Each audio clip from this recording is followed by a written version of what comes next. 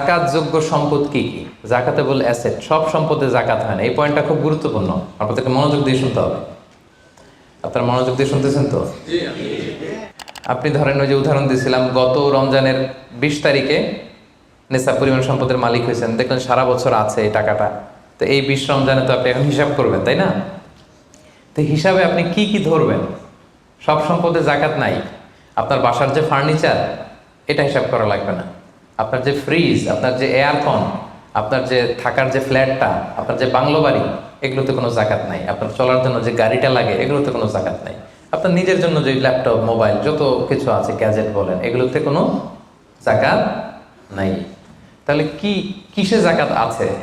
জাকাতেবল asset কি, জাকাতযোগ্য সম্পদ কি, সেটা আমরা শুনি। 1 নম্বর হচ্ছে সোনা রূপা, gold and silver in its any form, যে কোনো ফর্মে, যে কোনো ফর্মে।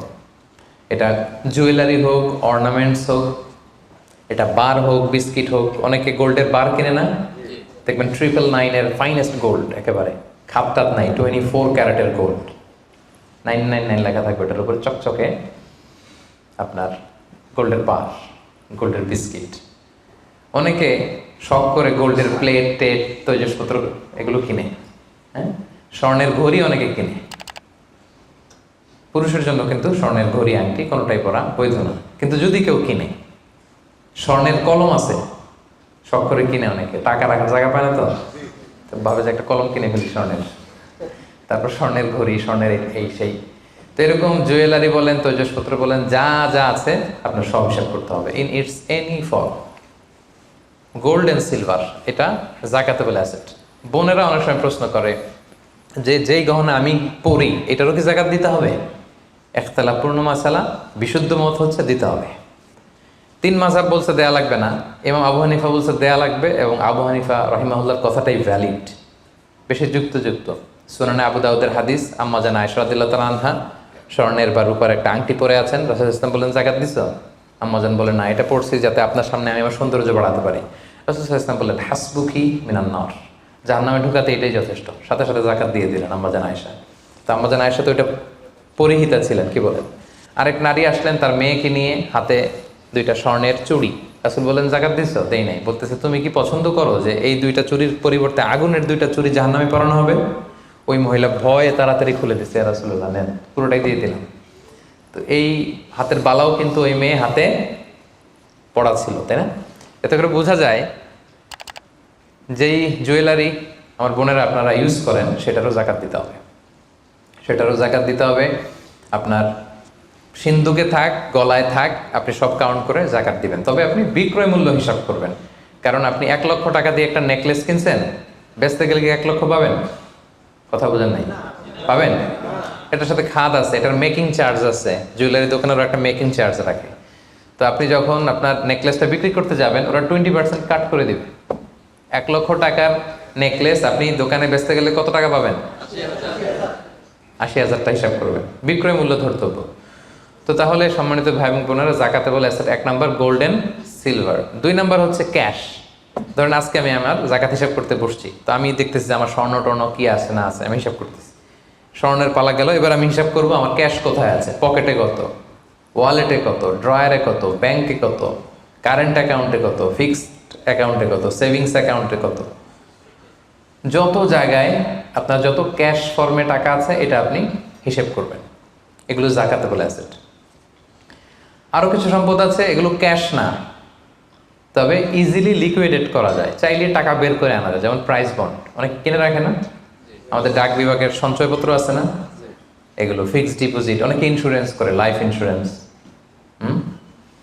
এগুলো চাইলে আপনি টাকা বানাতে পারেন। তো এটা অনেকে বলে হুজুর এটা তো ম্যাচিউরড হয় না, কীভাবে করবো? এটা ব্যাংকে আপনি নক দিলে ওরা স্টেটমেন্ট দিবে যে আজকে এই ডিপোজিটটা ভাঙালে কত পাবেন, একটা স্থিতি দেখাবে। এটা আজকের স্টেটমেন্ট, ওই স্টেটমেন্ট আপনি বের করে নিয়ে আসবেন যে আজকে 20 রমজানে যদি আমি এটা ভাঙ্গাই তো আমি পাবো এত, তাহলে এটার মালিক আপনি, এটা আপনি যোগ দিবেন। তাহলে বুঝতে পারছেন এটা? এগুলো জাকাতেবল অ্যাসেট। আচ্ছা গেল। এরপরে ব্যবসার সম্পদ, উরুদ উত্তেজারা, যত ব্যবসার সম্পদ আছে এটা কিন্তু আপনি জাকাতে হিসাব করবেন। উদাহরণ দিই, একজন বিস্কিট ফ্যাক্টরির মালিক, উনি বিস্কিট বিক্রি করে। তো আজকে আমি যে জাকাতে হিসাব করতে বসছি, আমি আমার কোম্পানিতে ফোন দিয়ে আজকে কত carton biscuit ready to sell, কত কার্টুন, ধরেন 50,000 পিস, তো এটার দাম কত, বিক্রয় মূল্য আমি যোগ দেব। তারপরে বিস্কিট বানাতে যে র মেটেরিয়াল, হ্যাঁ, গম লাগে, সুগার লাগে, ইত্যাদি ইত্যাদি যা লাগে, এগুলোর যে প্রাইস, এটা আমি, জি, এটাও আমি যোগ দেব।